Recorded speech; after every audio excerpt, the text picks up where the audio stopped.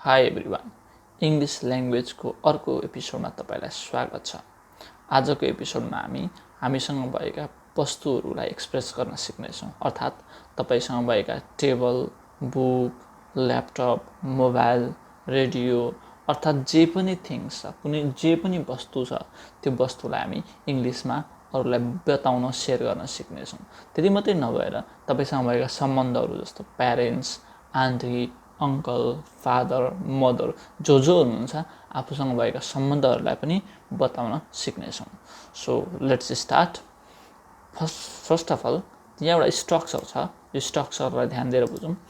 Subject, सबैभन्दा पहिला हामीले कुनै पनि चिजलाई बताउनको लागि सर्वप्रथम हामीलाई सब्जेक्ट चाहिन्छ। सो सब्जेक्ट भनेको जेको बारेमा हामी कुरा गर्छौँ त्यही सब्जेक्ट हो। सब्जेक्ट पछाडि सब्जेक्ट अनुसार कि ह्याभ लाग्छ कि ह्याज लाग्छ। अर्थात् यदि हि, सी, इट सब्जेक्ट छ अथवा सिङ्गुलर भनेको एउटा मात्रै जनाउने सब्जेक्ट छ भने त्यसमा ह्याज लाग्छ।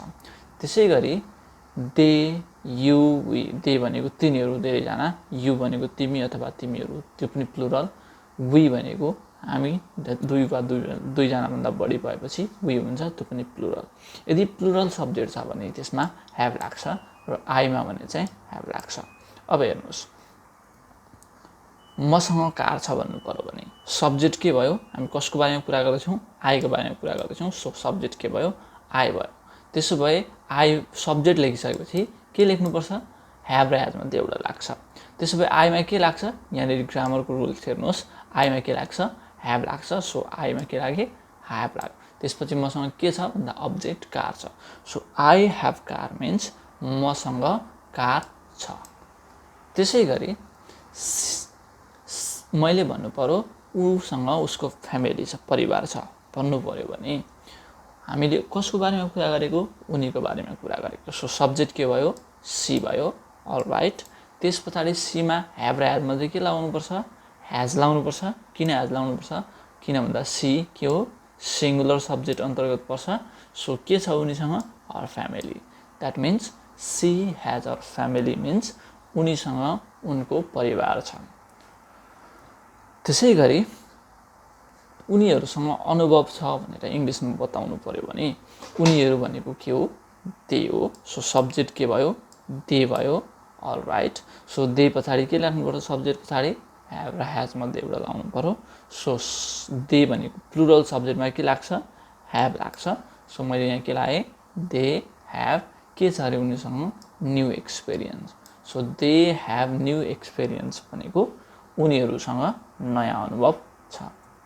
लाइकवाइज उसँग वन्डरफुल करियर छ, उसँग राम्रो भविष्य छ भन्नु पर्यो। वन्डरफुल करियर त हामीलाई आउँछ, तर उनी चाहिँ के हो त? उनी भनेको सी हो। राइट। सी भनेको एकजना कि धेरैजना, सिङ्गुलर कि प्लुरल? सी भनेको डेफिनेटली सिङ्गुलर हो। त्यसो भए सिङ्गुलरमा के लाग्छ? सिङ्गुलरमा जहिले पनि ह्याज लाग्छ। सो उनीसँग के छ? वन्डरफुल करियर छ। नेक्स्ट, हरिसँग मोबाइल छ भन्नु पर्यो। हरिसँग के छ? मोबाइल छ। त्यसो भए कोसँग मोबाइल छ? हरिसँग। सब्जेक्ट के भयो? हरि भयो। सब्जेक्ट पछाडि के लाउनुपर्छ? ह्याभ र ह्याज मध्ये एउटा लाउनुपर्छ। त्यसो भए हरि के हो? सिङ्गुलर कि प्लुरल सब्जेक्ट हो? सिङ्गुलर सब्जेक्ट हो। सिङ्गुलरमा के लाग्छ? ह्याज लाग्छ। यो ग्रामरको रुल्स अनुसार सिङ्गुलरमा के लाग्छ? ह्याज लाग्छ। त्यसो भए के छ अरे उसँग? मोबाइल छ। So Hari has mobile means हरिसँग मोबाइल छ। नेक्स्ट, तिमीसँग घर छ। तिमी भनेको को? यु हो। All right. सब्जेक्ट के भयो? यु भयो। युसँग ह्याभ कि ह्याज लाग्छ? ह्याभ लाग्छ। किन ह्याभ लाग्छ? किन भन्दा यु के हो? प्लुरल सब्जेक्ट हो। सो यु के छ अरे उसँग? हाउस छ। यु ह्याभ हाउस मिन्स तिमीसँग घर छ। सो यसरी तपाईँले कोहीसँग भएका जे पनि कुराहरू बताउन सक्नु। जस्तै मसँग ल्यापटप छ भन्नु पर्यो भने आई सब्जेक्ट भयो। आईमा के लाग्छ? Have laptop. सीतासँग ल्यापटप छ भन्नु पर्यो भने सब्जेक्ट के भयो? सीता। सीता के हो? सिङ्गुलर सब्जेक्ट भएकोले सीता ह्याज ल्यापटप। तिनीहरूसँग पैसा छ भन्नु पर्यो भने तिनीहरू भनेको के हो? दे। दे कस्तो सब्जेक्ट हो? दे प्लुरल सब्जेक्ट हो। त्यसो भए के लाग्छ? Have. They have money.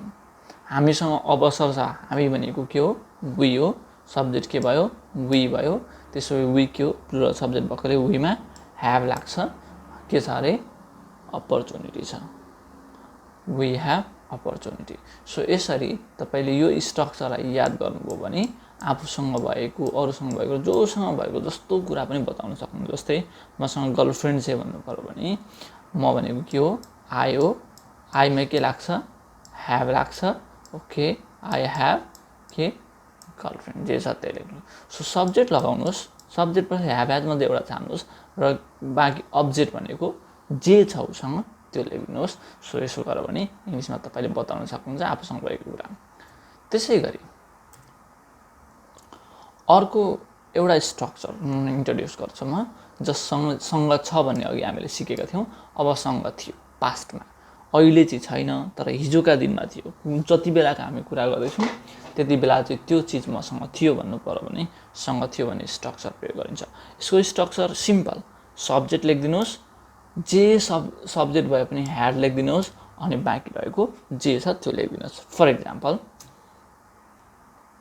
For example मसँग कार छ, आई ह्याभ कार।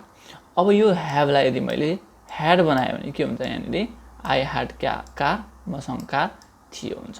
अलराइट, त्यस्तै उनीसँग उनको फ्यामिली छ भन्ने हामीले सिकेको थियौँ। सी ह्याज अर फ्यामिली, किन ह्याज लाग्यो सीमा, किन भन्दा सिङ्गुलर सब्जेक्ट भएकोले। तर यदि तपाईँ यो ह्याजलाई हटाएर ह्याड लगाउने बित्तिकै यो के हुन्छ, उनीसँग उनको फ्यामिली थियो हुन्छ, छैन थियो।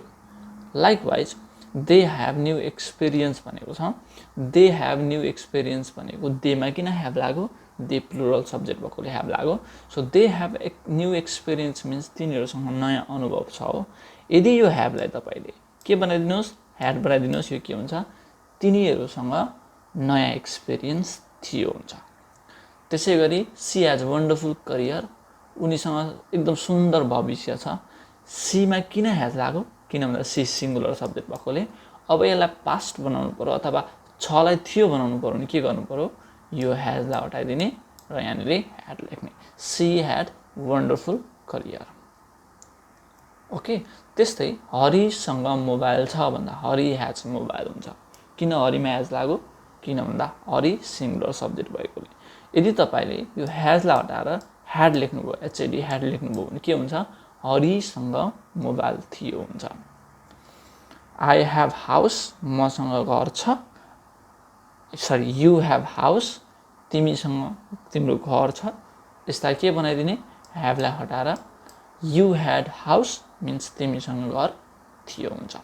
यसरी तपाईँले जे प्रेजेन्ट बनाउनु भएको छ ह्याभ र ह्याज लगाएर, त्यसलाई ह्याभ र ह्याजको ठाउँमा ह्याड लगाइदिनु भयो भने के हुन्छ, त्यो पास्ट हुन्छ।